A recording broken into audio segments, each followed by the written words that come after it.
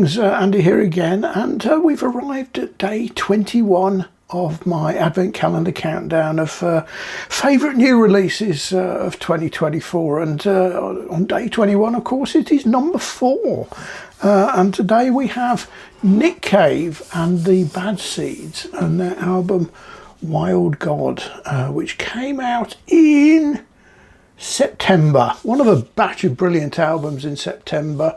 This is a real cracker if you like Nick Cave, and I know not everyone does, but I do. So this is what I said about it back in September. It's Nick Cave and the Bad Seeds and his album Wild God, and I would go further that this is very possibly my favourite album of the whole year so far. It could be number 1.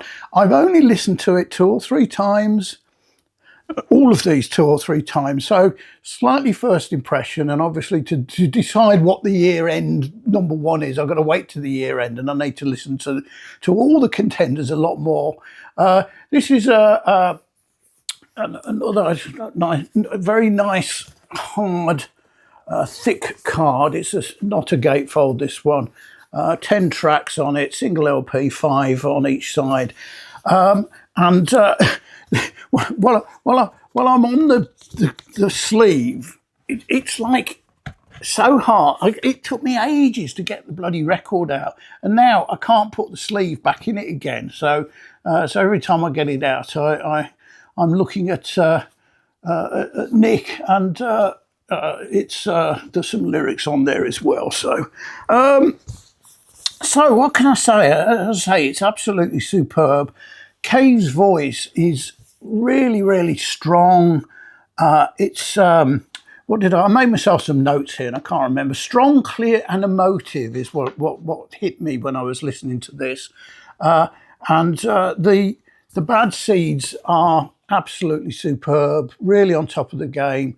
Obviously Warren Ellis, his mucker, is leading that, and also Colin Greenwood of Radiohead plays bass on at least one track. I'm not sure if it's more than one, but you've got some really, really lovely orchestration on here, and not just backing singers, but a full-on choir, which works so really well.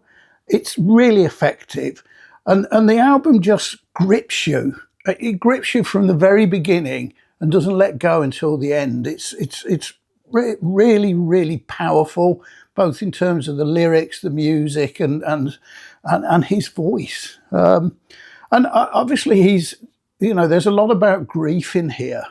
Obviously he suffered some close deaths in the family. He's lost both of his sons, I think, since in recent years.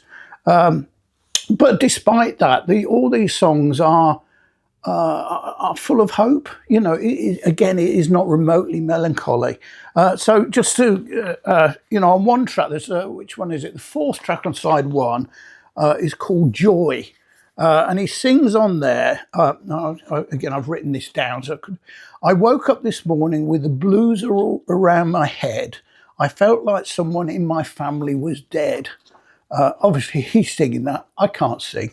But then he goes on to, it goes on then, and he's encountering a ghost, which he describes as a flaming boy, I guess one of his sons, who sings to him, "We've all had too much sorrow.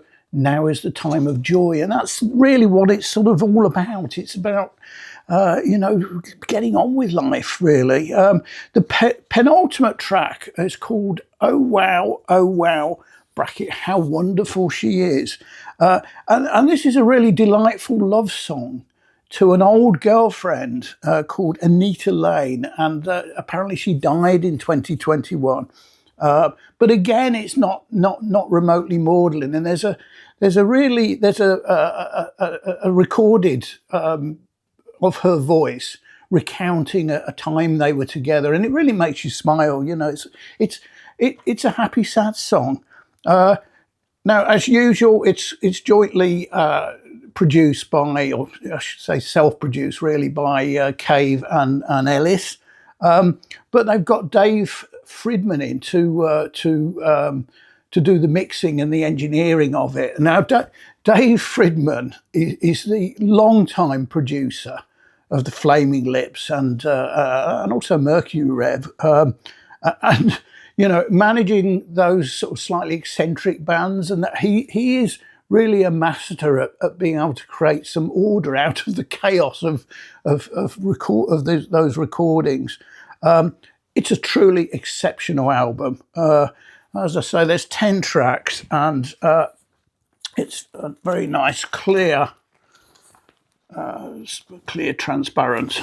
So there we go.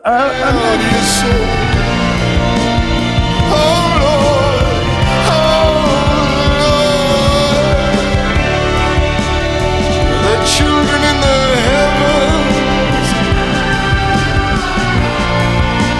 jumping for joy, jumping for love, and opening the sky above. So take that gun out of your hand.